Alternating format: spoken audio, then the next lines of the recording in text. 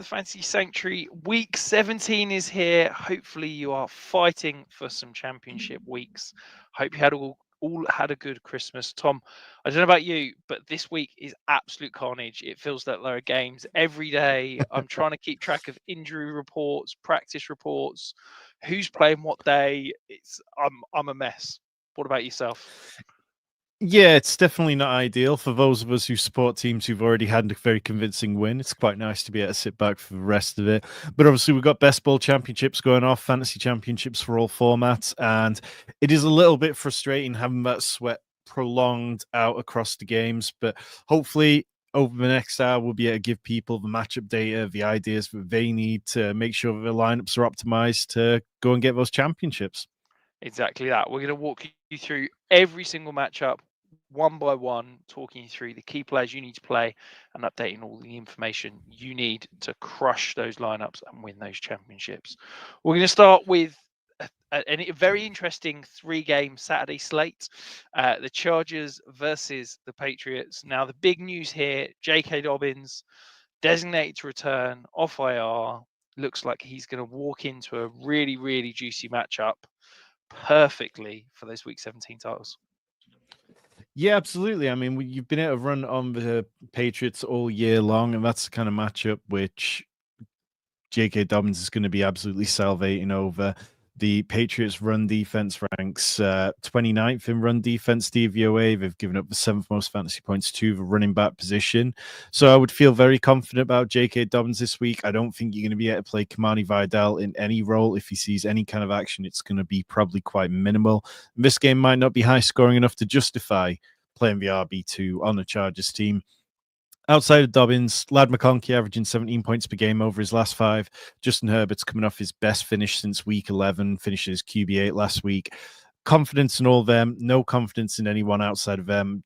Quentin Johnston likely to see a lot of Christian Gonzalez on the outside, who was quite happy to take away a top option. On the Patriots side, Ramondre had his first fumble since week 4, but he was averaging 4.8 yards per carry over the last 3 weeks, so I don't think they go completely away from him. I know people are talking about Antonio Gibson again.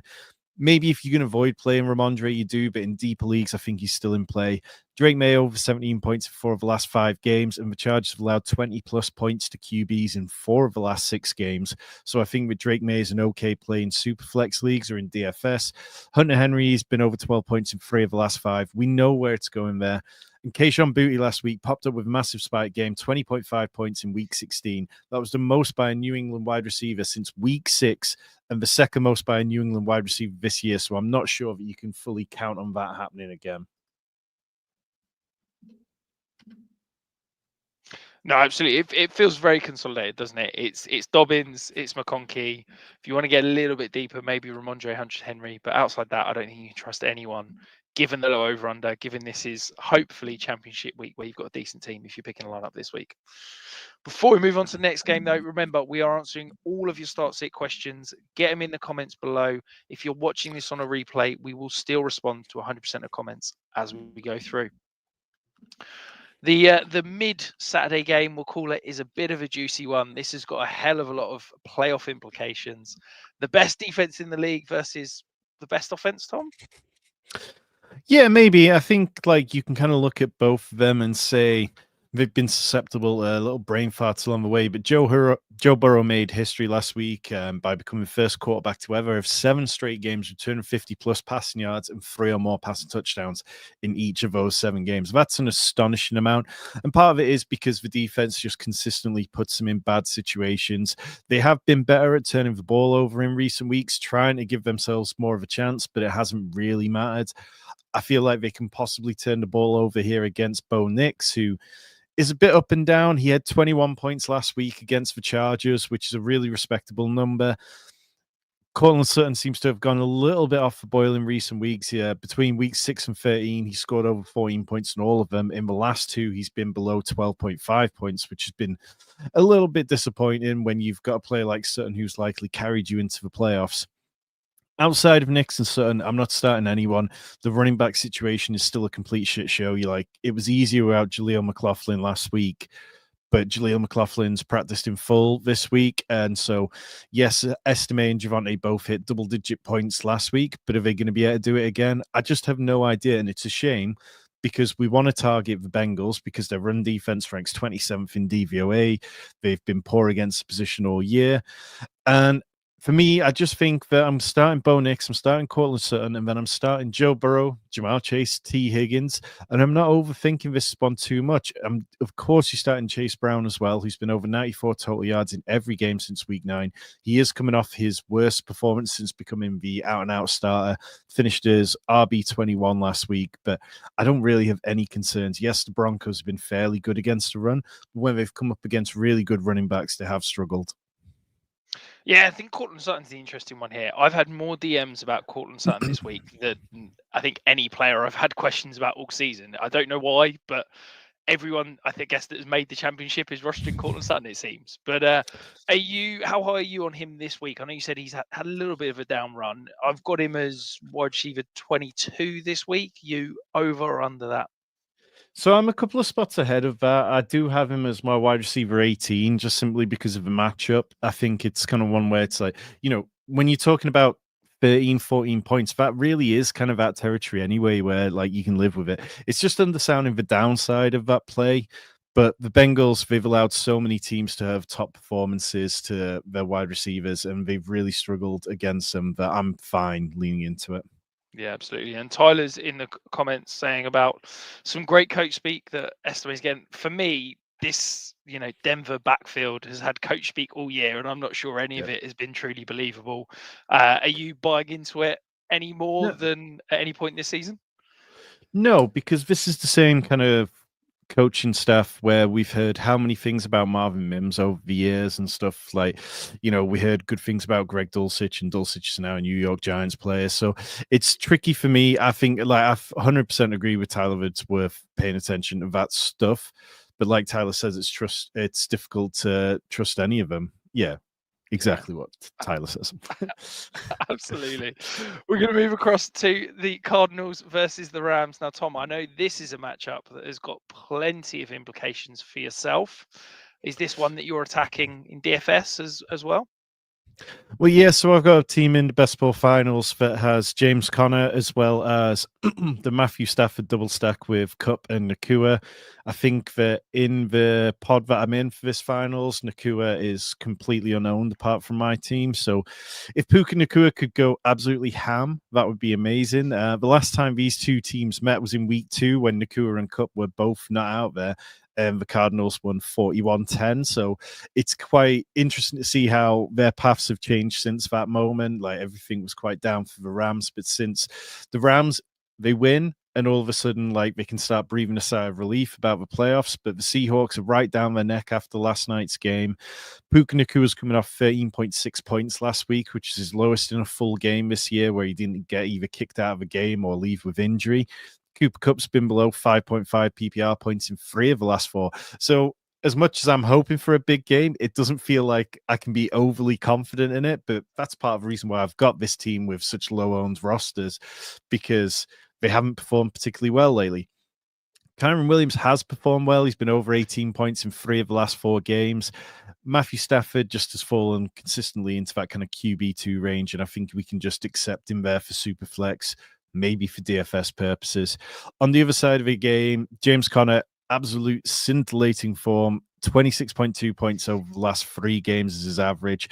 It sounds like he's trending towards playing. It sounds like Trey Benson is less likely to do so, which is great because James Conner can see even more work, and you can run on the Rams. They're not a good defense in any way, shape, or form. They rank 13th again in run offense, but they rank 22nd against the run in defensive DVOA. They've allowed less points to fantasy running backs than they have through the passing game, but that's just because most teams have chose to pass on them. Trey McBride's coming off a season low 5 points against Carolina, which I did not see coming. We talked last week about how it was the perfect matchup, and then he goes out and puts up one of the worst performances of the year. Kyler, 63 rushing yards last week. It was all him. It was all James Conner. It was only Kyler's second game over 25 rushing yards since week 7. Marvin Harrison Jr., 1 double-digit score in his last 5 games. I mean, look, I doubt if you've got Marvin Harrison Jr. that you're playing for a championship this weekend, but if you are, it's got to be a deep league. So I just can't understand how you would want to start him otherwise. I mean, the Rams, they do rank against the pass.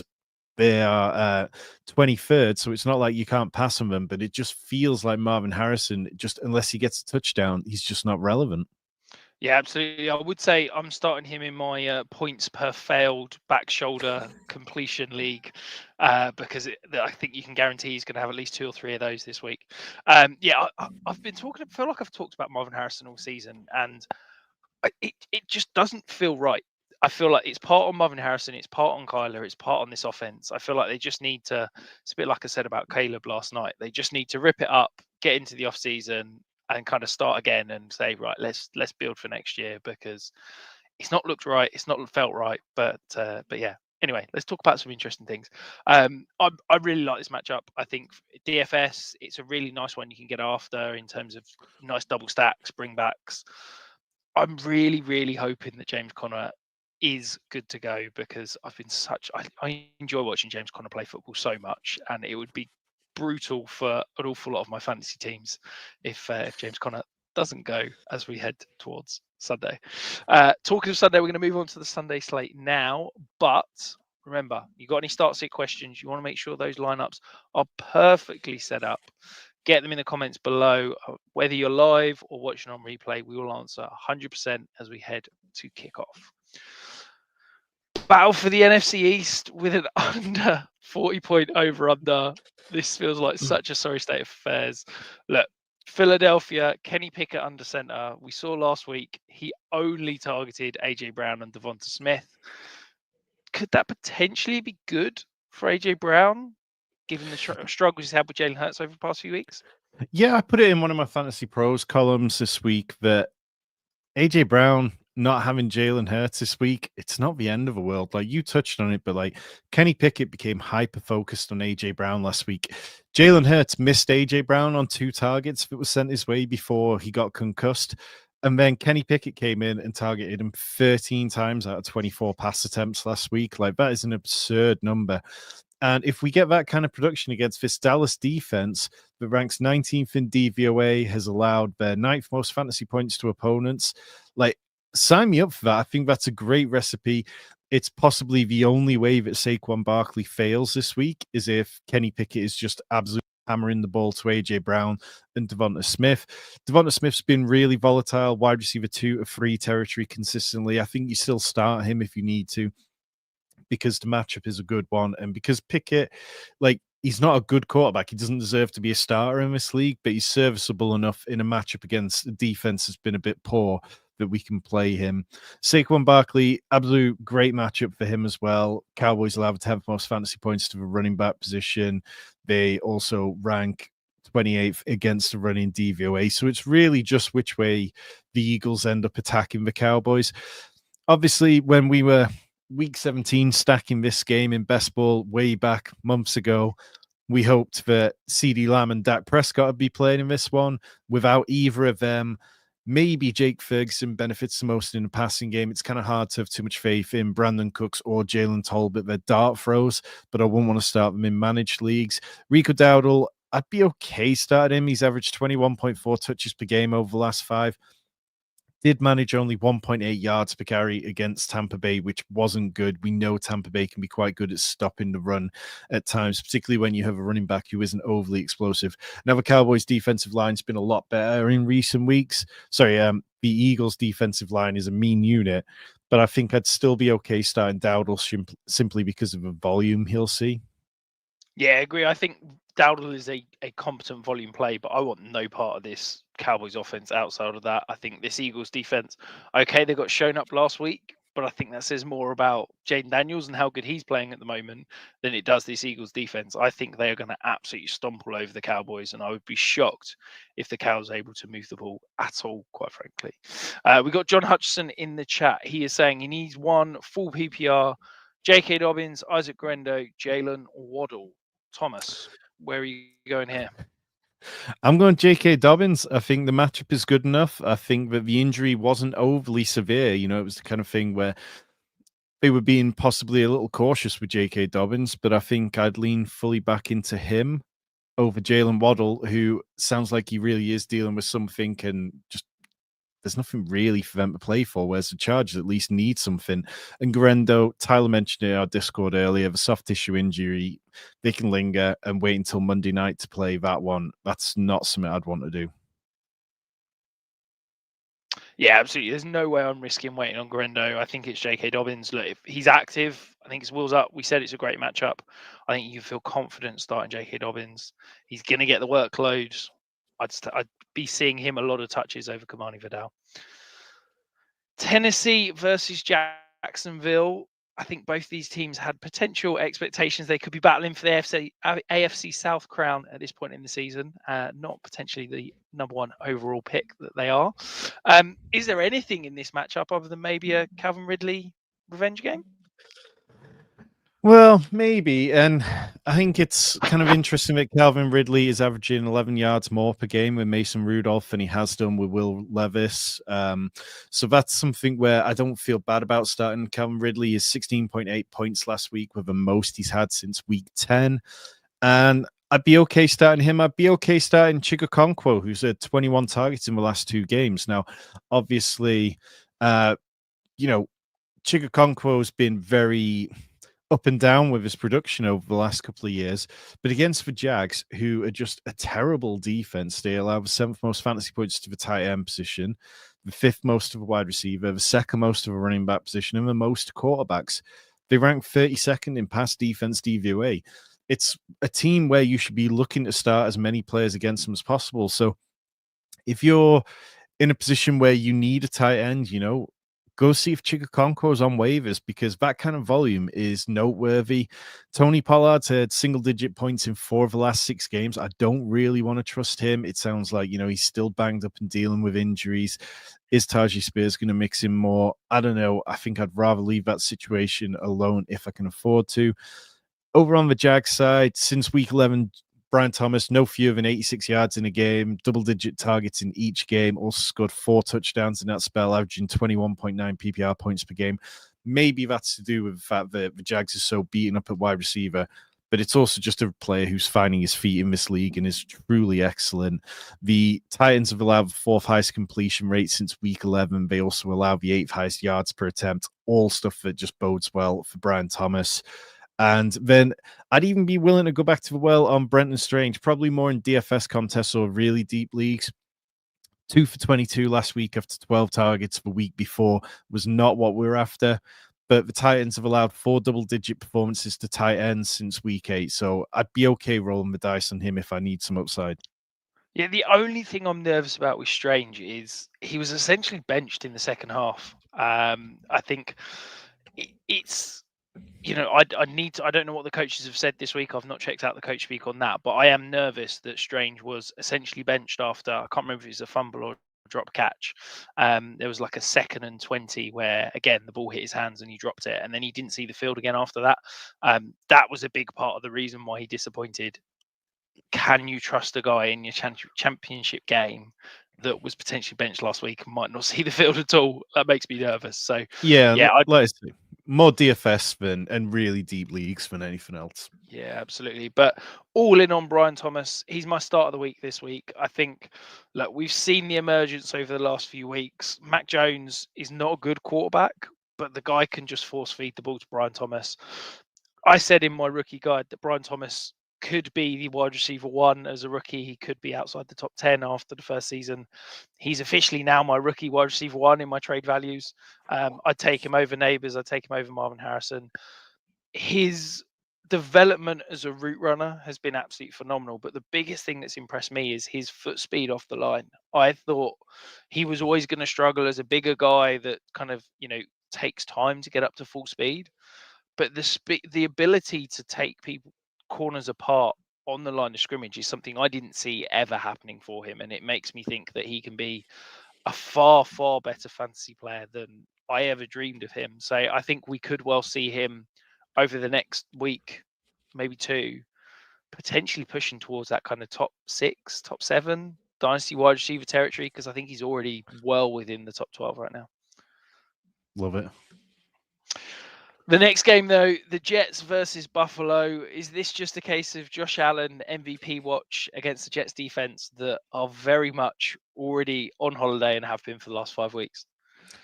I've got to believe that the Jets defense would very much like to crap on Josh Allen's parade, particularly when Lamar's puts so much heat on Josh Allen over the last couple of weeks. But I mean, look, the Jets, they didn't score over 25 points between weeks 1 and 10, and they've done it in 3 of the last 4 now, when nothing matters whatsoever.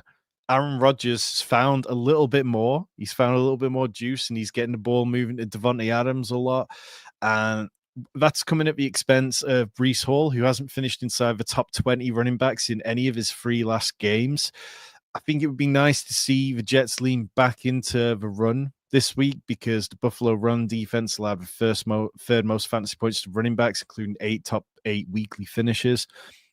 Now, the flip side of that argument is that you can say Josh Allen's biggest performances have come when the defense has been playing terribly for the Bills. So maybe overanalyzing things and staying too much with the run, which has been the problem for most of the year. Maybe Aaron Rodgers will be able to move the ball competently against this pass defense. I don't know. I mean, I'd be willing to start Devontae Adams and Garrett Wilson, obviously. Breece Hall, I kind of view in that RB 20, 18 to sort of 23 range at the minute, because he's not getting the touchdowns. It's been a problem all year. And then over on the Bills side, when these teams met in week 6, Josh Allen scored 24 PPR points. He scored over 40 points in 2 of his last 3 games. The Jets, they ranked 27th against the pass and defensive DVOA, which is such a massive regression from last year. And if Allen can't beat them there, he could do it with his legs. He's averaged 50.5 rushing yards per game over the last 6 games, which is an absurdly high number. Looking at the Bills, though, in terms of Bills players you'd want to start, Amari Cooper, 1 game over 7.5 PPR points since the trade in week 7. Keon Coleman, not scored 10 points since week 8. Don Kincaid last scored double-digit points in week 8. The only player I have real confidence in outside of Josh Allen is James Cook, who scored 19-plus points in 4 of the last 5.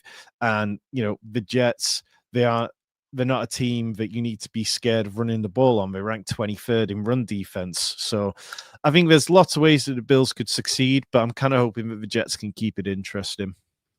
Yeah, I think it's going to be a big Josh Allen scramble game. You know, I think we talked about it a couple of weeks ago when the Jets played the Cardinals, that no defense in the NFL allows a higher percentage of scramble yards to the quarterback than the Jets. They basically can't tackle a quarterback when he decides to take off. So I think it's going to be a big Josh Allen on the ground game. I do think that MVP, they're locked into a top 3 seed, probably can't get above that. I do think that MVP means a lot. And I think we're going to see potentially some stat padding from Josh Allen, maybe some goal line carries to see if we can push him into that MVP discussion. I mean, well, let's be real. It's been stat padding all for the last few weeks for Josh Allen. Absolutely. Remember, though, you got those start sit questions, or if you want to have any trade questions or whatever you got, get them in your comments below. We'll answer 100% of them as we are live. And even if you are watching on a replay, we will respond to all of those questions. Vegas versus the Saints. No Derek Carr, no Alvin Kamara. Is this just one of these games, week 17, that we should just cross off and say, no one cares, even the fans don't care? Can we just forget about it and move on to 2025? I care, Rich, and I'll tell you why. And it comes down to one player, Brock Bowers. 11 catches for 99 yards, finishes tight end 1 overall for the 3rd time since week 11 with Aiden O'Connell back in the lineup. Like, we suffered through the Desmond Ridder game. It was miserable. I think Brock Bowers had like 35 yards.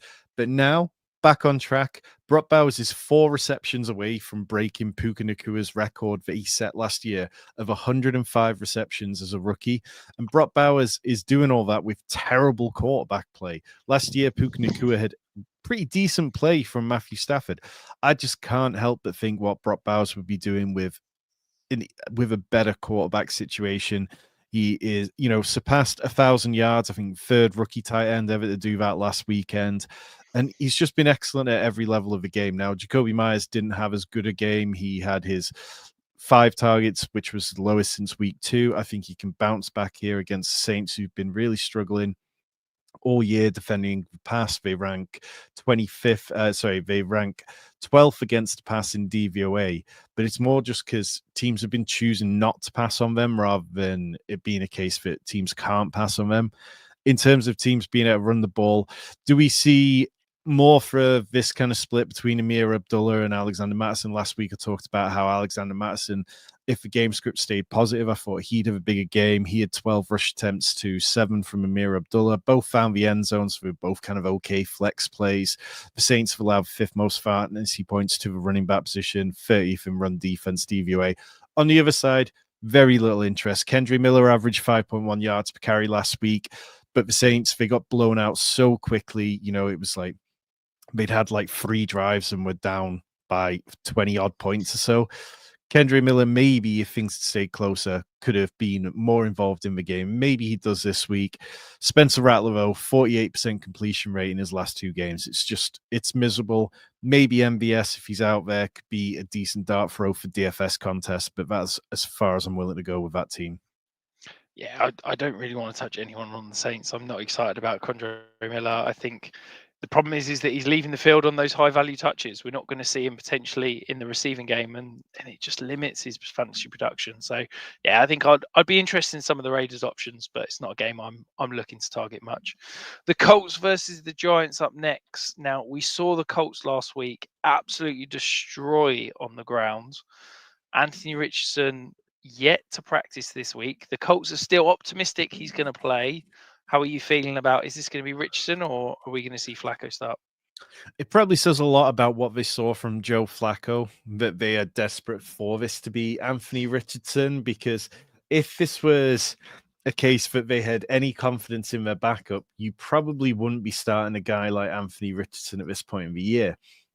But when Joe Flacco was out there, it was miserable. He had 16 completions for 179 passing yards in his first start. And then in his second one, he did have 272 passing yards and 2 touchdowns, but also 3 interceptions.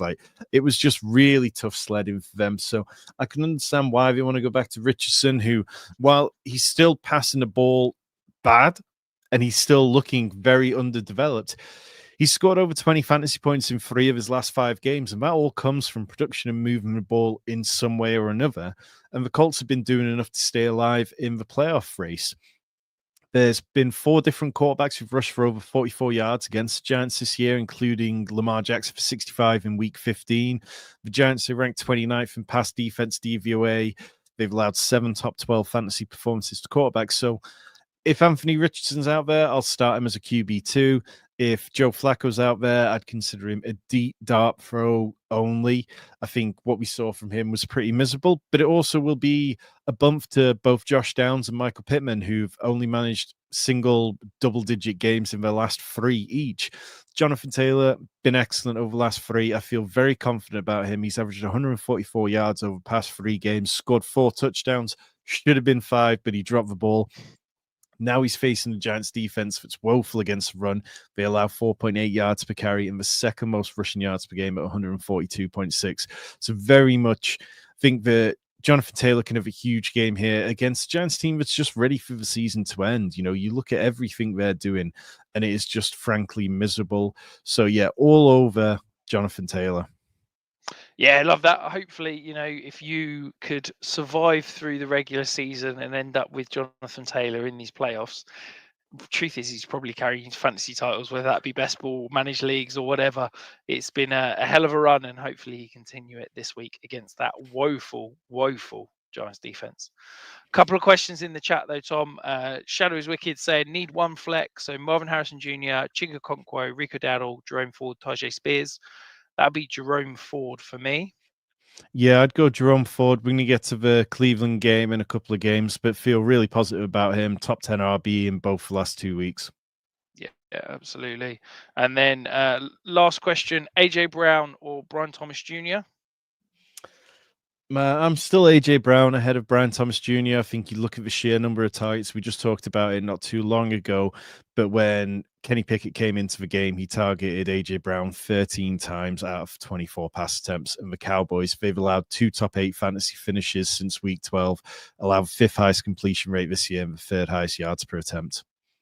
Yeah, I mean, I've got them back to back. I've got Brian Thomas ahead, but it's a coin flip. I mean, I'd love to see a line up. I'd love to see if we can try and squeeze both in. They're both top 9 options for me this week.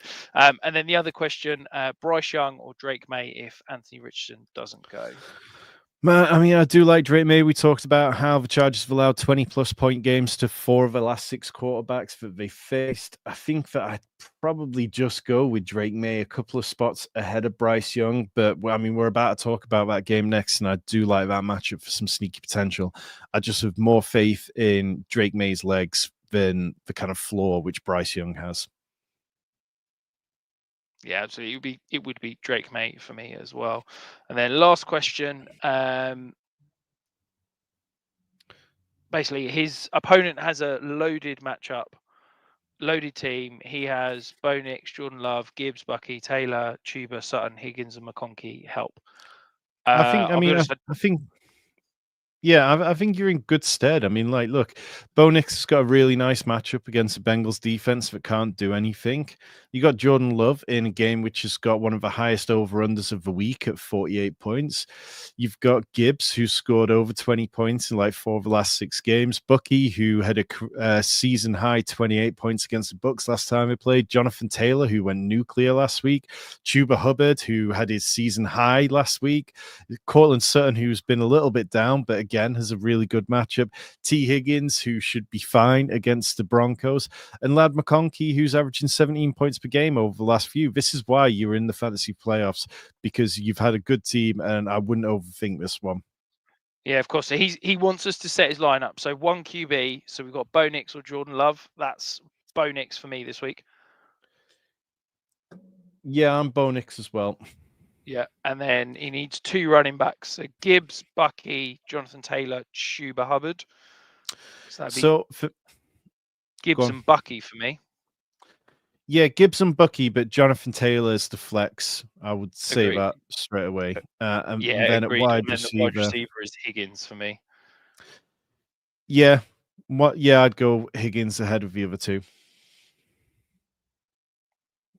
Perfect. And then last question before we move on to the next matchup. What defense would you start, Rams or Vikings? That's Vikings for me. I've got the Vikings a good bit higher. I mean, Jordan Love's been excellent against the blitz lately, but the Rams defense just haven't been terribly good a whole lot. Yeah, no, absolutely. Right. Well, you hinted at the Carolina-Tampa Bay game. We're going to talk about it now. Nice, juicy 49-point over-under. We've seen Carolina playing some good football over the last few weeks, but that run defense still hasn't improved. Is this wheels up for Bucky Irving?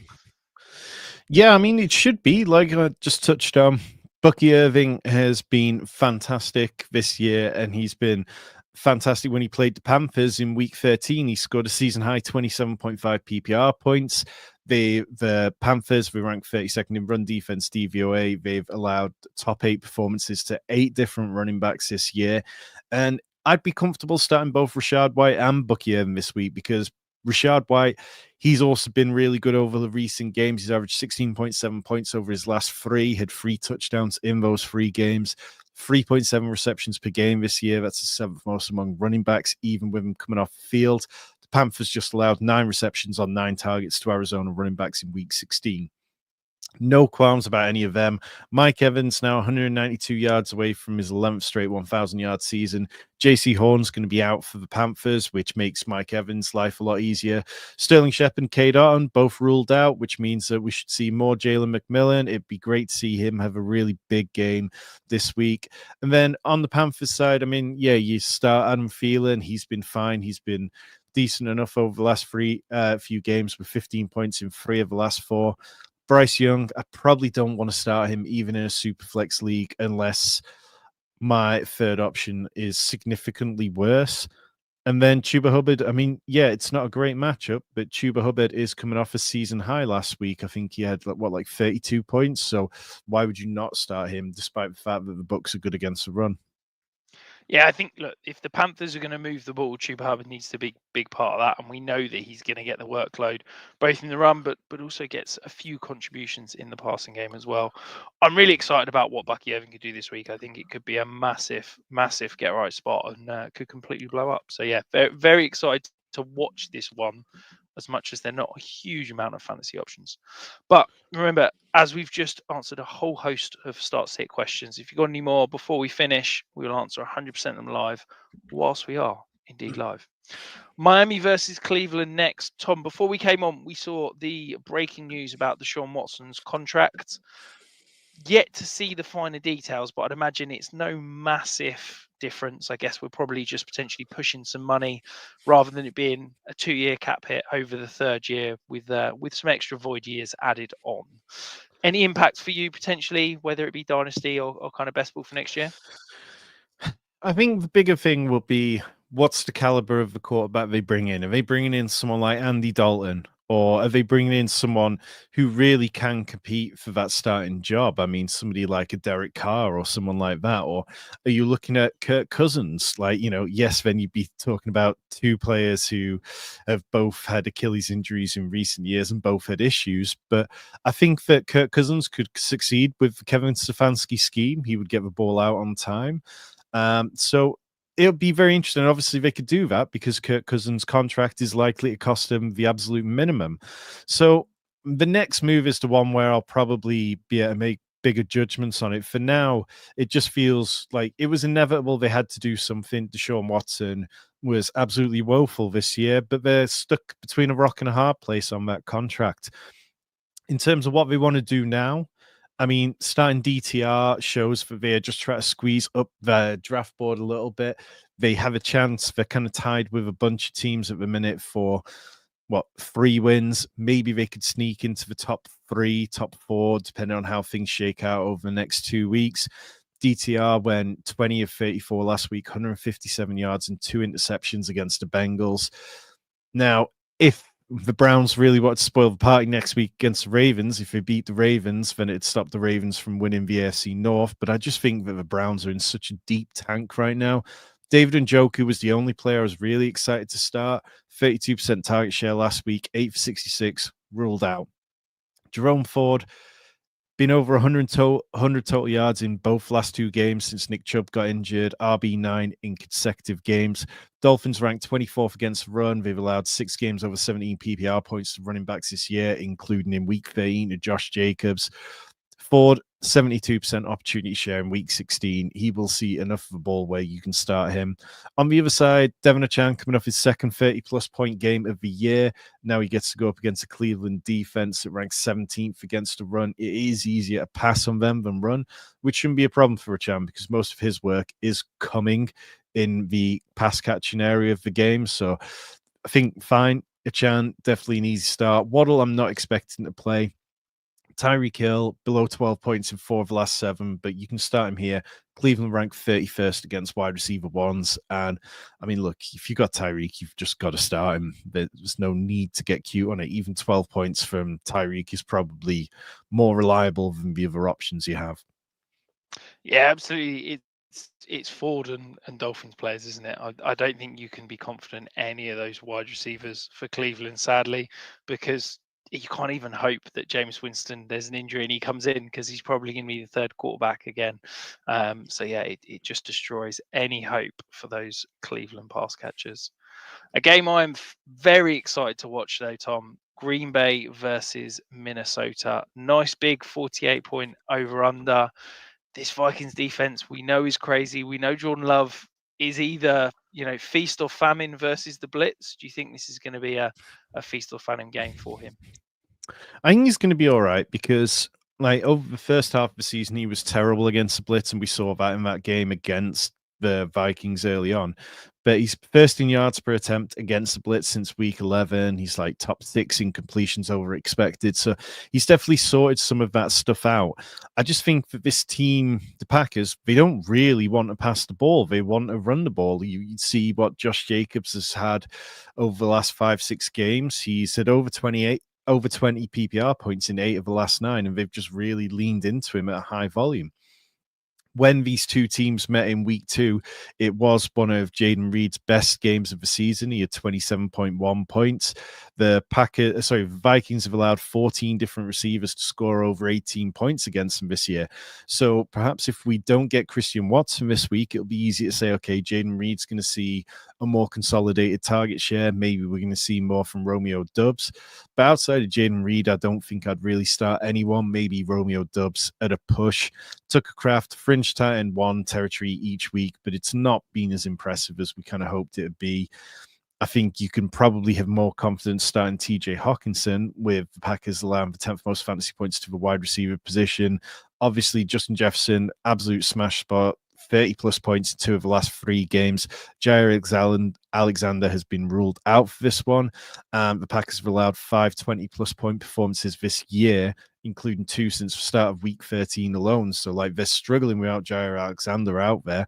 Jordan Addison, 8.6 targets per game since week 11, 15th most among wide receivers. Wide receiver 6 in that period with 121 PPR points. He's been excellent. And then Sam Darnold, QB1 in 9 of his 15 games, thrown for multiple touchdowns in 11 games this year. I think you can start all the Vikings players that you'd want to with confidence. I just have a little bit more worry about some of the depth players on the Green Bay side.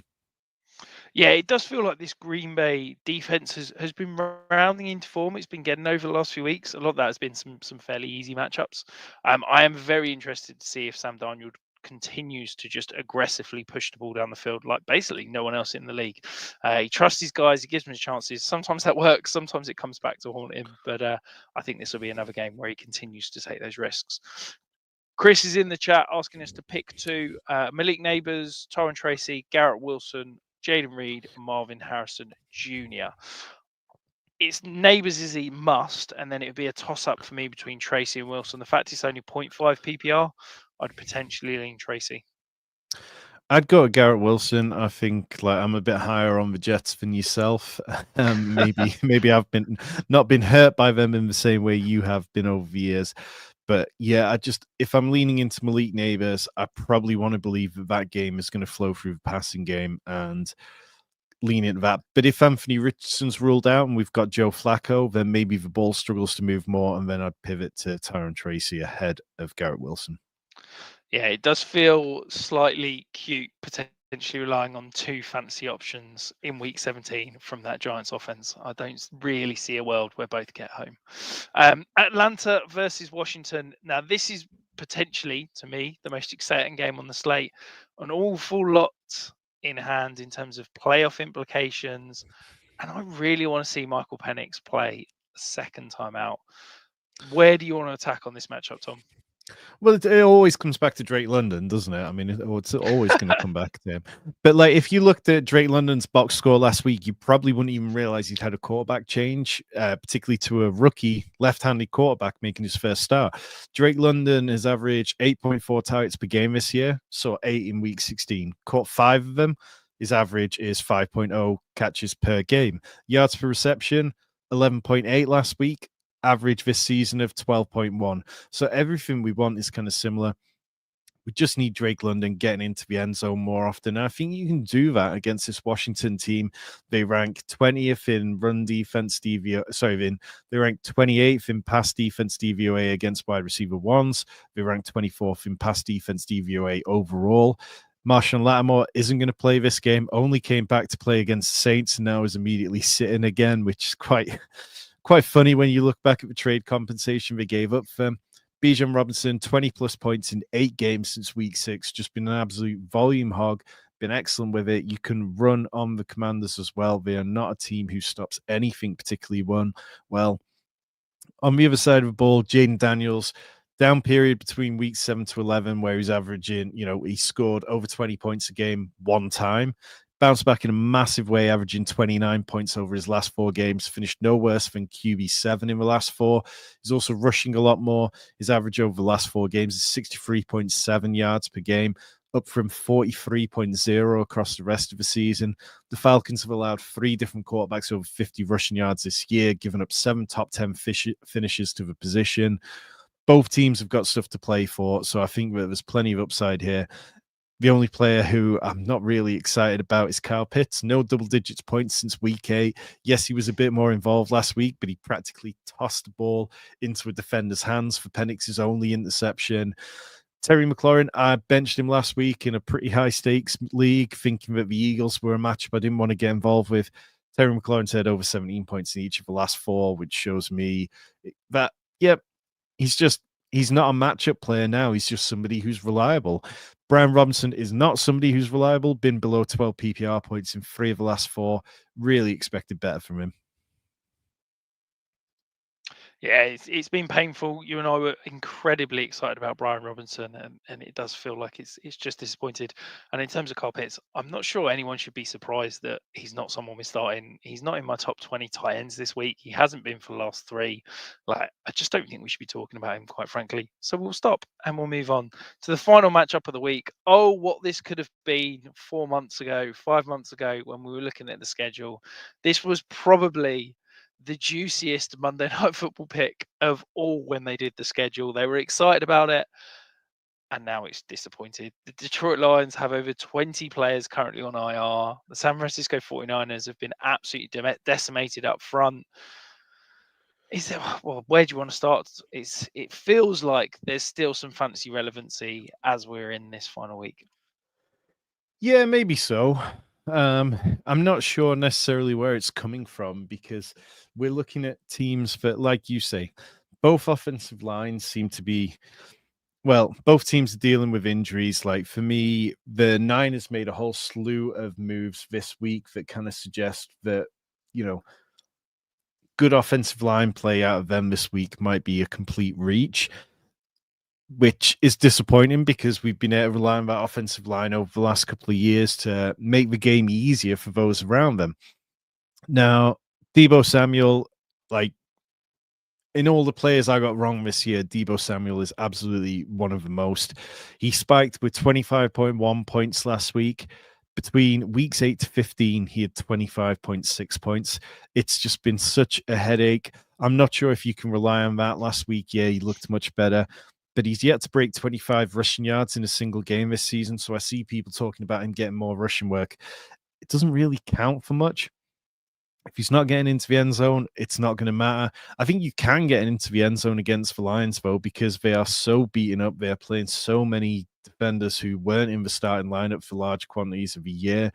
They allow the 6th most fantasy points to the wide receiver position anyway. So I'd start Deebo if I needed to. I'd start Juwan Jennings. Obviously, you're starting George Kittle. He has the 2nd most touchdowns among tight ends, trailing only Mark Andrews. Patrick Taylor's not somebody I want to start. 72% opportunity share last week, only 25 total yards. Just didn't look particularly impressive. Maybe you'd start Isaac Guerrero if Guerrero comes back, but that's not a gamble you'll really want to take. On the Lions side, it's a bit more easy. Jahmyr Gibbs over 19 points in 5 of the last 6 games. Sam Laporta since week 8 has 5 games over 14 points, has a 21% target share since then, which it ranks 12th amongst tight ends, but it's still been enough for him to be a top 12 tight end, which is all you're really looking for out of a tight end sometimes. I mean, it's disappointing the draft capital that was involved, but we'll take what we can get. Jameson Williams, obviously, massive game last week, but we know he's going to be volatile. Amon-Ra St. Brown, of course, you're starting him. And then Jared Goff, I think I'd be comfortable starting him because the Niners, you can pass on them this year. Yeah, it feels like every week we talk about the Lions, it's become really straightforward. Jared Goff, borderline QB1. Sam Laporta, borderline tight end 1. Jahmyr Gibbs, stud. Amon-Ra St. Brown, stud. Jameson Williams, boom bust wide receiver 3. It's just as easy as that. And let's move on to the next one. We do have one final question before we finish up, though, from Mark. He's asking Aaron Jones or James Conner. That'd be Aaron Jones for me, but it is very close. Yeah, it's one which I'd probably defer a little bit more to the injury report over the next 24 hours. If we hear that James Conner's going to be completely fine, then I'd lean just to James Conner by maybe a spot or 2 in my rankings. Yeah, absolutely. And that is it. Week 17 preview is in the books. Best of luck to each and every one of you who is competing out for a title. Hopefully, some of you got some of those best ball sweats going on this week. We will be back next week with more content, and obviously a review of the action. If you had enjoyed the matchup slides that you have seen in this week's preview, Tom does those every single week in season for our Discord. You can hit that little join button down below if you're watching on a computer or not on the app, and you can come and join the community. We've got Discord, so much content, and of course, very soon I will be starting on the rookie guide, which will be good fun, and plenty of interesting information will be going into that. Best of luck this week, and we will see you again next week.